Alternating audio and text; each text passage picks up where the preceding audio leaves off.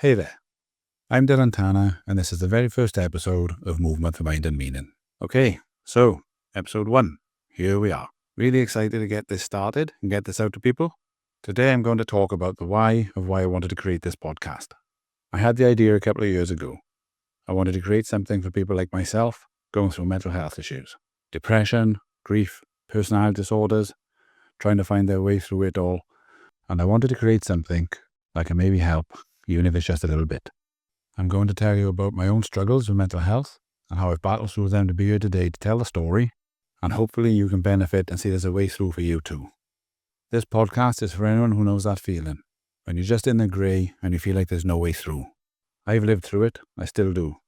Borderline personality disorder, mental breakdowns, my own failed suicide attempt back in 2015, friends gone too soon through suicide, and through all of it, the one thing that saved me, again and again, was movement of some kind. So on that, I wanted to build a refuge for people just like me. I want to help people not take that final step. I want people to see there's a better way if you can just keep moving. And I believe this is the best platform to do that and hopefully help and impact as many people as possible. Now when I say the grey, what do I mean by that exactly? I know this probably means something different for many people, but the grey for me is complete fatigue, complete exhaustion, complete emptiness. Everything is pointless. Just the thought of getting up is exhausting and takes some thinking about. Just trying to read something that's not social media makes me feel sick with exhaustion. And I liken deep depression the same as wearing a 20-kilogram vest permanently. You have no physical or mental energy for anything else. You can only think about trying to deal with that. I don't want to move, eat, or even talk. Everything is too much, and when you're in there a little while, you start asking yourself, what's the point? Why am I here? Is it going to be like this forever? And that's when I know I need to move. When I say movement, I don't just mean moving around physically. It's all movement. Therapy is movement. I've personally been in therapy for 6 years and it's been life-changing for me. Mindset work is emotional movement, mental movement. It all counts. Reading is movement. Writing is movement. Writing your goals out is definitely movement, right? Listening to music or a podcast is movement. It's all movement. And it can all help to move you from being stuck in and overcome by the grey. Anything that can help you achieve a different state. Anything other than laying down, scrolling all day, feeling like you have an elephant sitting on your chest. Thinking of saying the long goodbye. All these things add up. They get your brain fired up, and if you can keep adding these up, these little micro moves and micro wins, eventually you'll want to do more and more, and before you know it, you've got something going. And with that, you've got some momentum that can lead you to something better. And now is probably a good time for me to say this. It's important to note, I'm not in any way saying movement is the be-all and end-all, or all you need to get better mentally. It's just one aspect that can help, and it's helped me over the years along with other aspects of my healing journey like therapy, as I've already said. And it's also important to mention I'm not a mental health professional. I'm just someone who's gone through my own experiences and what's helped me along the way, and I'm hoping by sharing these experiences, I can help you too. A big part of my experiences has been when I've gone through long periods in my life where I've barely moved at all. I barely existed. I wanted nothing in life or to do anything.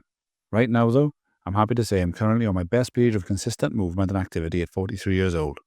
It's been going 4.5 years right now, and that's my best run of movement, activity, working out, since I was 21 years old.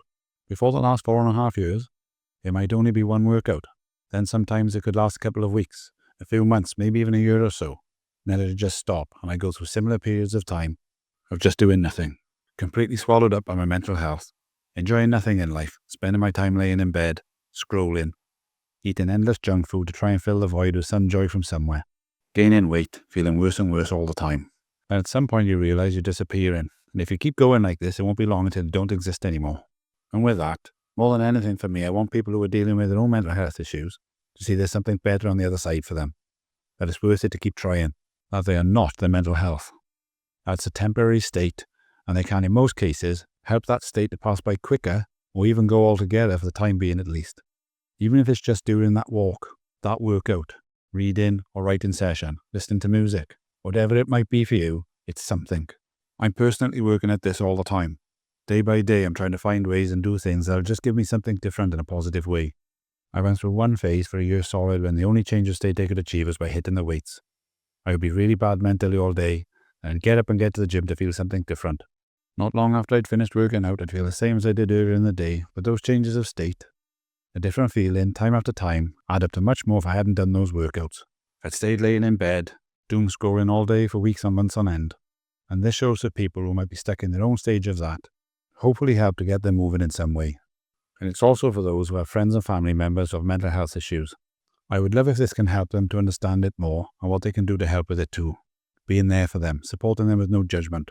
And just to touch on this as one final point, the one main thing I want you, the listener, to get from this show, whether you're dealing with your own mental health issues or supporting a friend or loved one, you're seeing someone on the other side living with ongoing mental health issues and still managing to keep going, taking little steps to keep going and keep moving.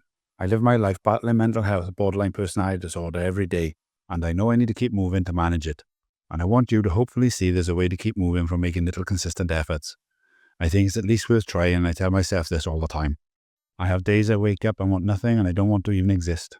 When you feel like that, it's always worth trying something, just to feel something different, and that's been such an important difference for me in my mental health as a whole. Remember, we're not trying to be fixed. We're trying to be better bit by bit, and I truly believe movement in some way can help with this, even if it's just a little bit every day. It adds up and it's worth it. I know because I live it. I want you to know you're not alone in this, and I'm always here if you want to get in touch. We always keep going. That's it for today's episode. I hope you enjoyed. I'm Dylan Tanner, and this is Move On for Mind and Meaning, a place for people just like you who want to keep trying for something more.